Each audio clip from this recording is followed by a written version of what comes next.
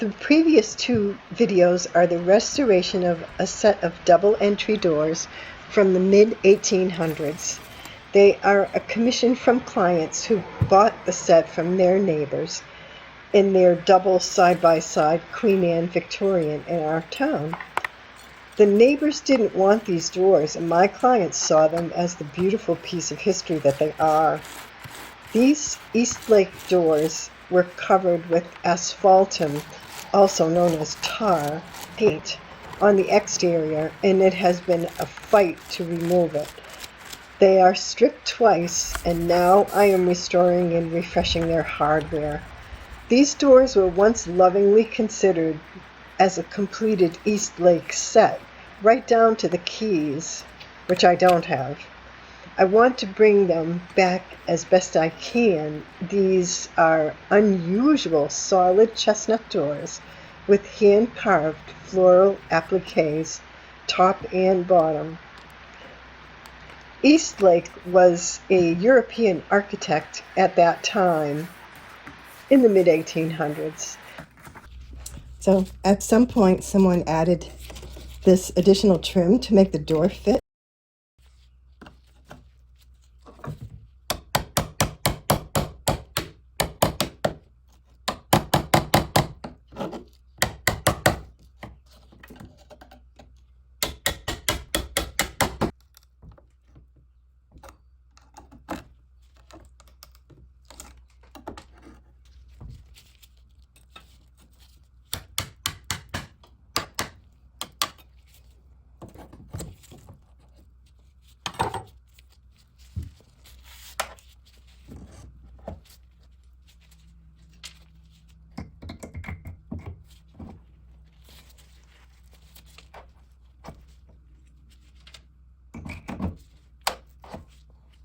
This is the doorknob set that I can't remove.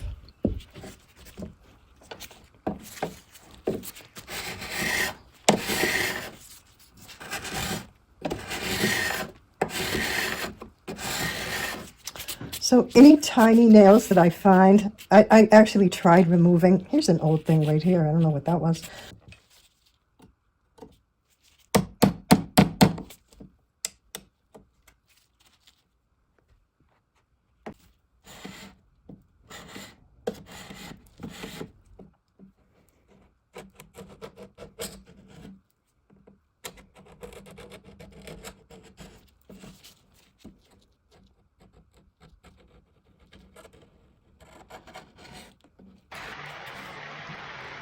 I'm still scraping out that tarry black paint.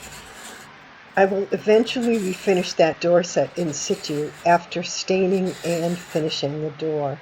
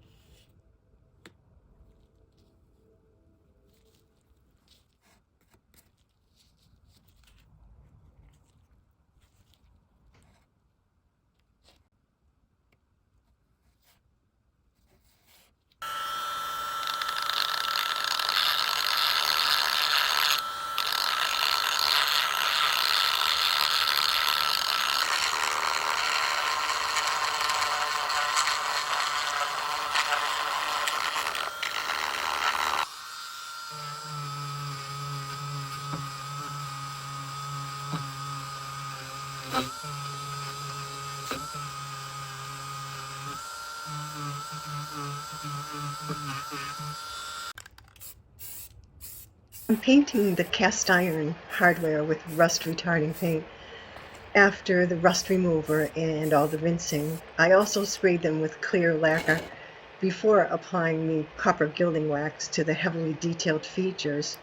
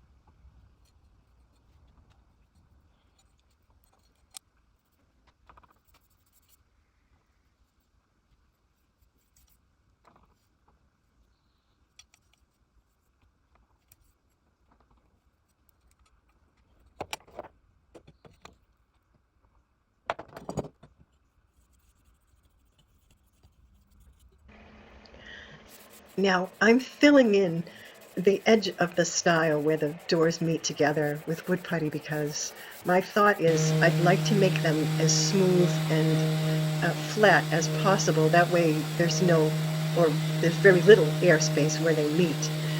These being old doors, they're not really made with energy efficiency in mind other than the heavy wood. So that's why I'm using the putty. So I'm going to fill in as many holes as possible, and then later on when it's dry, I'll sand it down flat.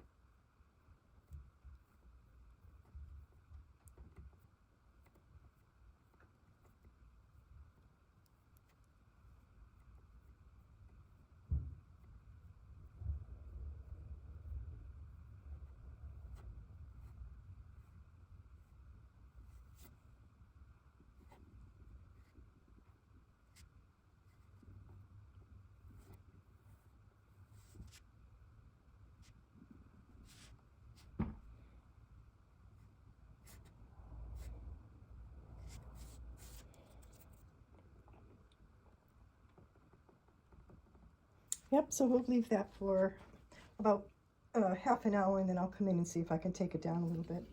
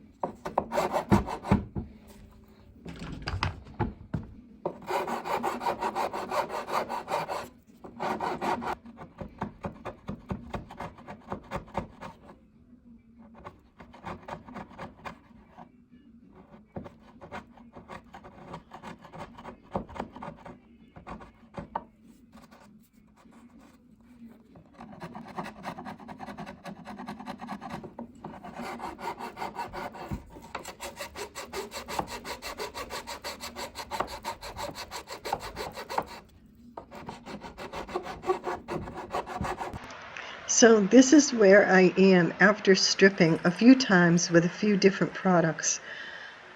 It kind of makes you take a deep breath, doesn't it?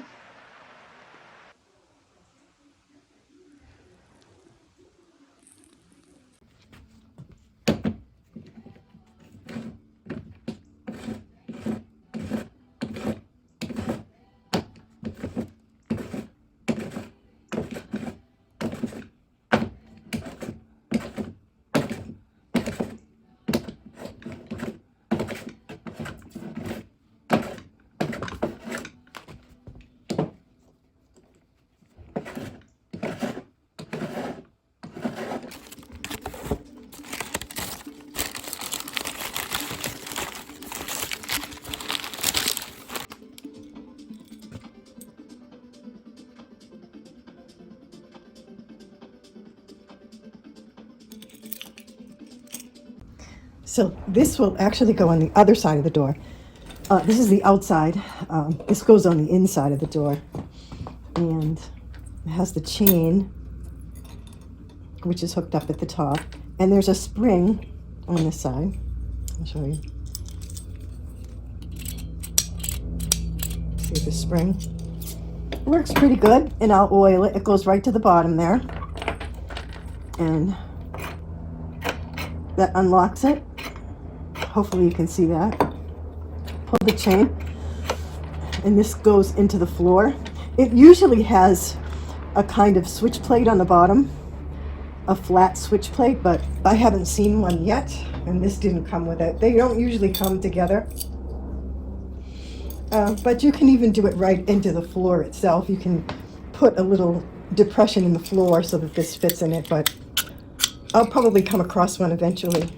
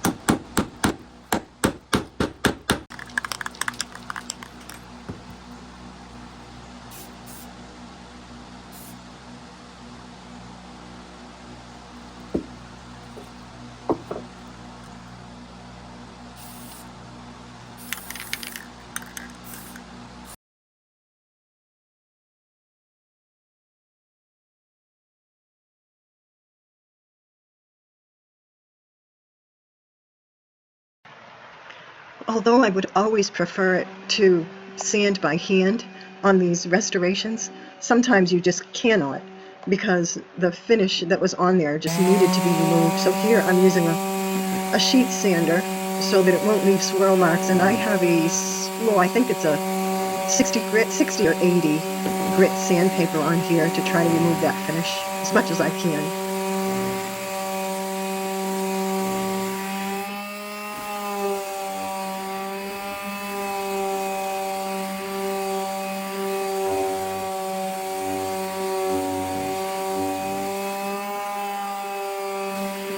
So I've been sanding for about 2.5 hours.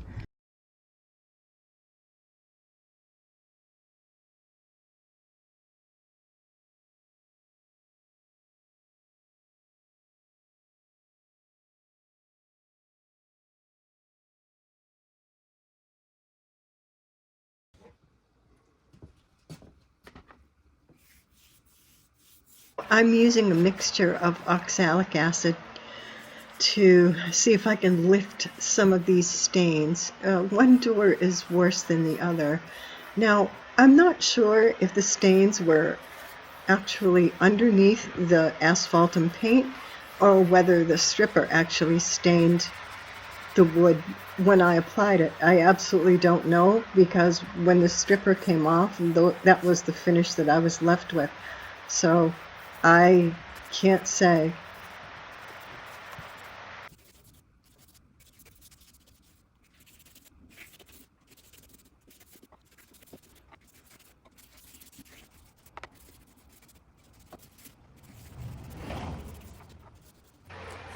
Now here I'm rinsing off the oxalic acid with some clear water, and I keep the water in a pump container. I think it's a 2 or 3 gallon bucket, and I have to pump it up. I have the door propped at the edge of my doorway in the barn, and that way it's actually laying on a piece of tarp. So when the water goes down, it runs over the tarp and doesn't sit directly on my floor. You have to rinse off oxalic acid really well, or you'll know it when you sand it afterwards, because it will just take your breath away. It's very caustic. Here you can see the angle a little better. I have it propped up at the head, and then the foot is down right outside my door, and you can see the blue tarp.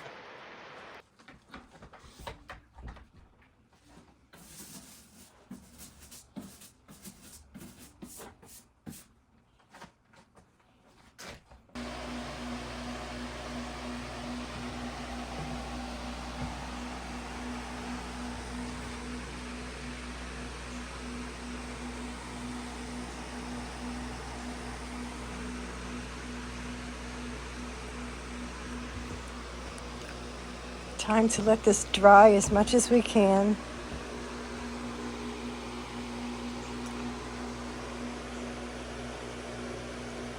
There's no way that I'm going to get all the stains out, so what I want to get it down to now is just the ability to do as much sanding as possible. And now I've done some power sanding, but I will need to do all the details and architecturals by hand, so I want to get it as clean as I can as far as stains before I do that. And of course now it has to be very, very dry. So yep, waiting for that to dry. I have another bout of oxalic acid on this door, and I used a very strong solution, and because this door is worse.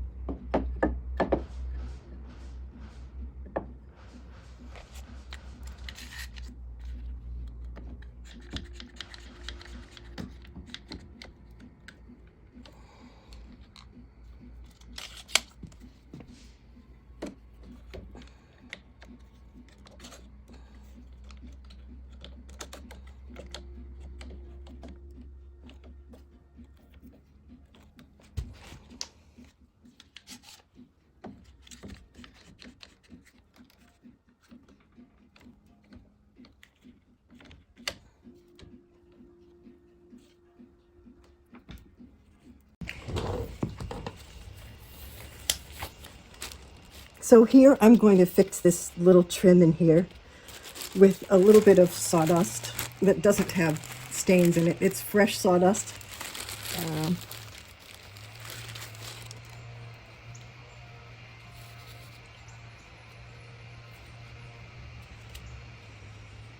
And a little bit of hide glue, and you have to use it warm because it's hard in the bottle, kind of stiff. And so I just heated up a little bit of water in my microwave.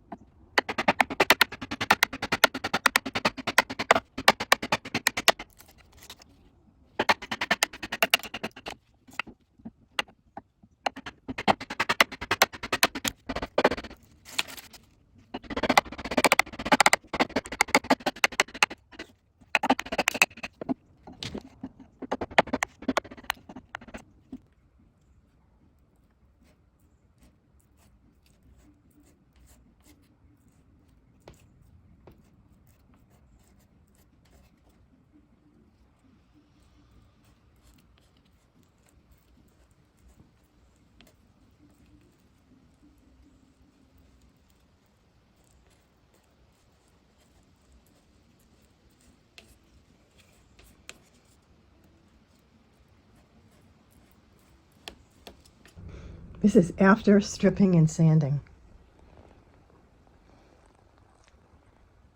Oh, wow.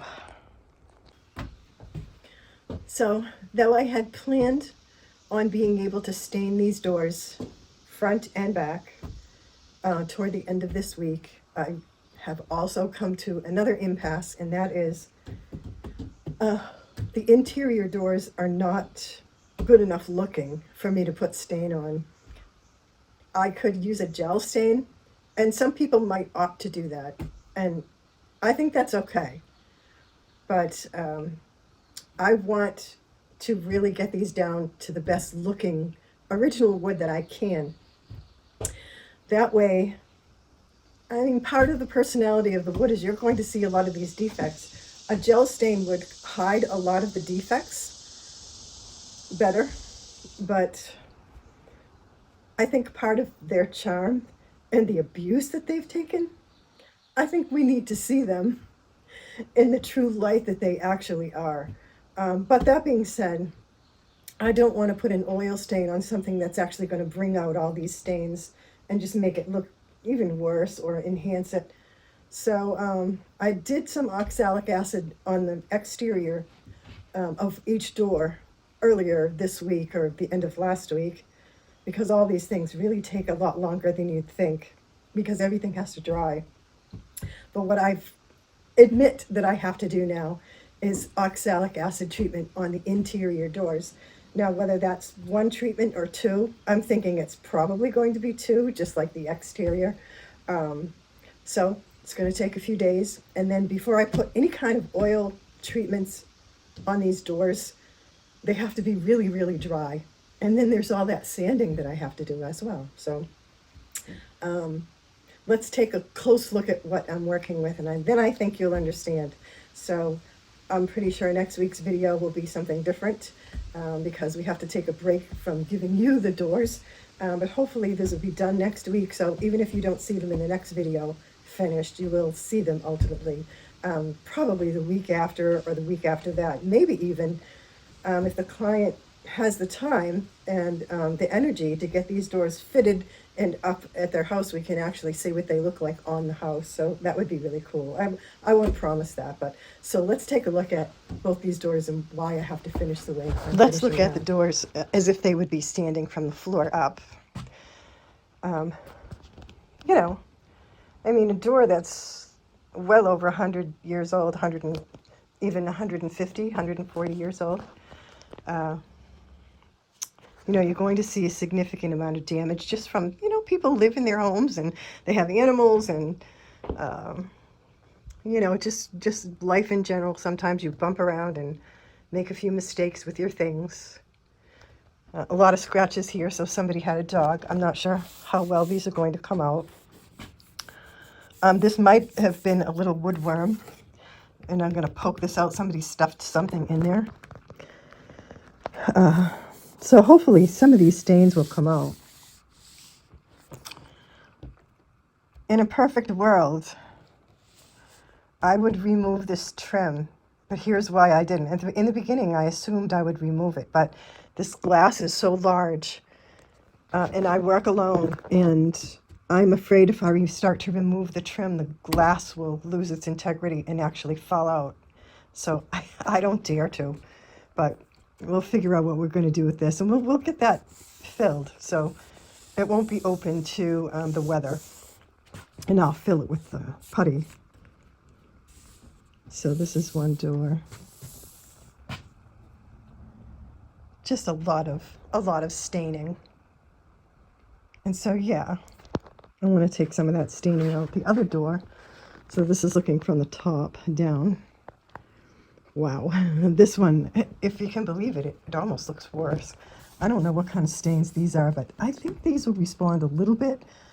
It won't come out 100%, but the oxalic acid will help. More scratches. Tiny little holes that might have been woodworm at one time. This is where the old floor lock was, and probably where the new one will go. Yeah, you won't see these for a few weeks, and we'll have a few different videos in the meantime. But yeah, we'll catch up with it. You'll see the spots where I was able to carve in a few new pieces of wood. They're on the other side. And yep, we'll get all these filled. So yeah, thank you again for coming through this, really these endeavors with me. And hopefully sooner than later, we'll be able to see a finished product. But yeah, I wish you all good and beautiful things. And I hope you have a good rest of your weekend. And yeah, thank you again for watching the video. Take care.